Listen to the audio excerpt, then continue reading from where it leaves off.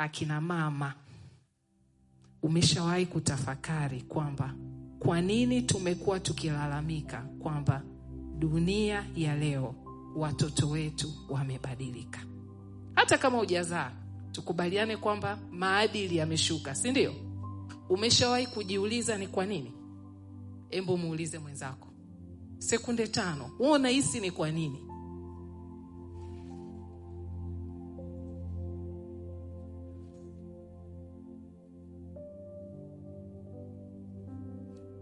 Sawa, tutakuja kujadili baadaye na kupata majibu baadaye. Nahisi ni kwa sababu kuna sehemu tumelegeza.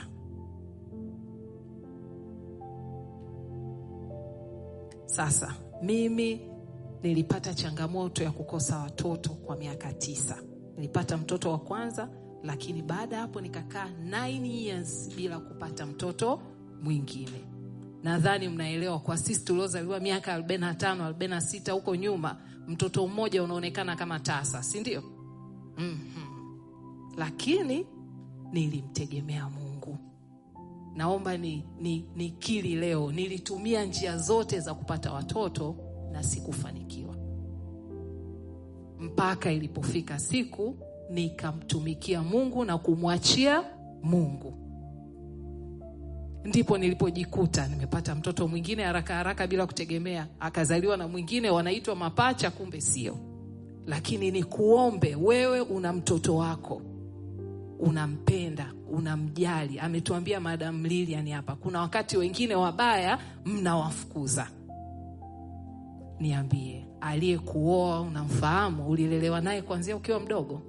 Unayesoma naye? Jirani yako? Unayesali naye? Si ndio? Kwa hiyo jali mtoto wako na wa jamii nzima, kwa sababu huwezi jua wa kwako atasoma na nani, atakaa kanisani na nani, bosi wake atakuwa nani. Si mnanielewa? Kwa hiyo jali mtoto wako na wa jamii, na sio kunyanyuka wa kwako wa kiume unamkumbatia, wa mwingine unalala naye. Si wapo akina mama mnafanya hivyo? Wa kiume wa mwingine unafanya naye mapenzi. Na kuna wanaosema kabisa kwamba mtoto ni wa kwangu, wa mwingine mkubwa mwenzangu. Na ndio maana na akina baba wanajali watoto wao wa kike, akikutana na binti yako analala naye.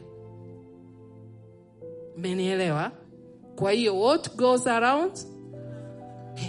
Kwa hiyo jali mtoto wako na wa jamii nzima, tutajikuta tumekomboa watoto wote. Naelewa mna majukumu mengi, tunatafuta hela, tunafanya kazi, tuna changamoto za ndoa. Yote hayo yanaweza kukufanya kichwa chako kisiwe makini kufuatilia masuala ya watoto.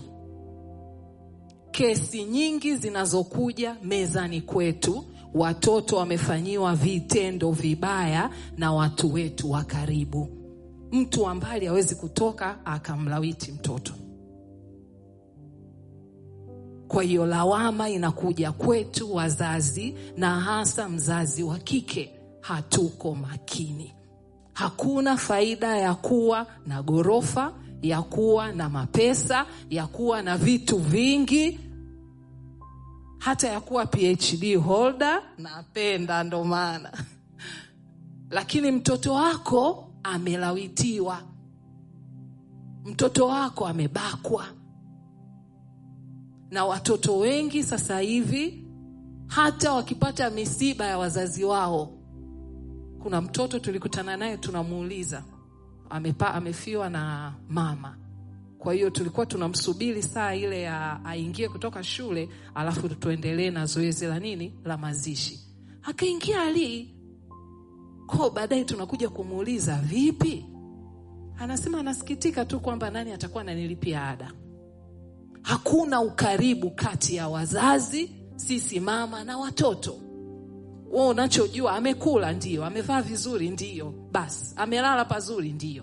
Wewe ukiingia chumbani kwako umelala, unajua kinachoendelea.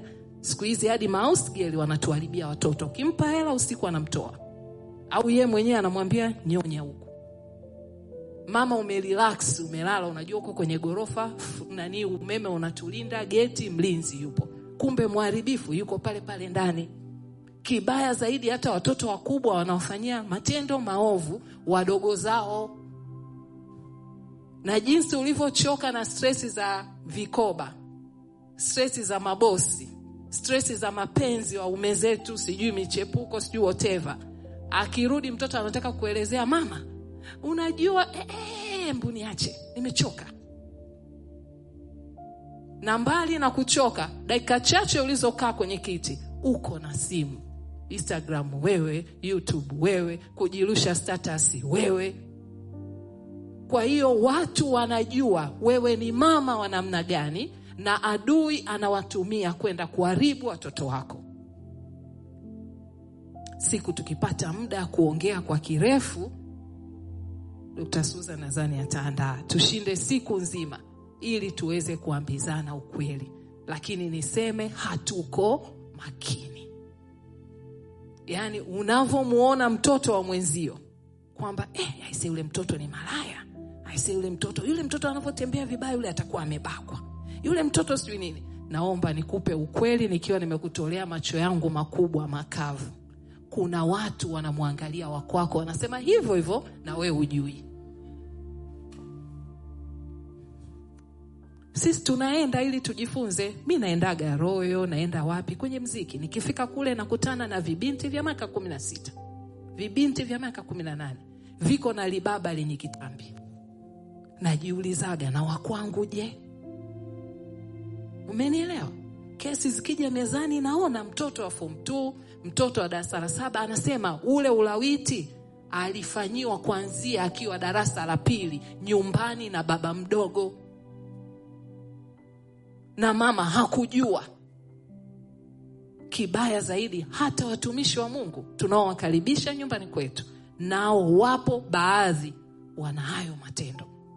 Sasa mtoto asipolindwa na mama mzazi, mama ambaye umemzaa, unajua uchungu wako, unataka nani akulindie? Binti wa kazi? Kama wewe kulinda 2, 3 uliowazaa unashindwa, unataka mwalimu akulindie watoto 40? Come on. Na yeye anachoka. Kama mapenzi ya mume wako, kama kazi za boss zinakustress kiasi kwamba unashindwa kujali watoto wako, uzao wako, baadaye unakuja kusema dunia imeharibika. Naomba niwaambie, tutavuna tulicho kipanda. Ndio maana sasa hivi vijana wakioana mwaka mmoja ndoa imeshindikana. Ndio maana wakienda maofisini wa kwanza kuiba. Ndio maana mabinti hawana aibu, wanajirusha kwenye mitandao, wako uchi wa mnyama. Ndio maana wakaka wanasema kabisa wanajiuza, wanauza Tigo. Hawaoni aibu. Hawaoni aibu kwenye jamii, kanisa, wala popote, kwa sababu waliowafanyia vitendo vibaya ni hao. Na wakati wanafanyiwa, mimi na wewe, yani sisi akina mama, hatukujali. Tuliona pesa ni za muhimu. Kwa hiyo niombe, una shule, una taasisi, una chochote, tukaribisheni tuje tuongee na wazazi, then tuongee na watoto, tukomboe taifa la leo na la kesho. Kwa vile muda wetu ni mfupi, asante.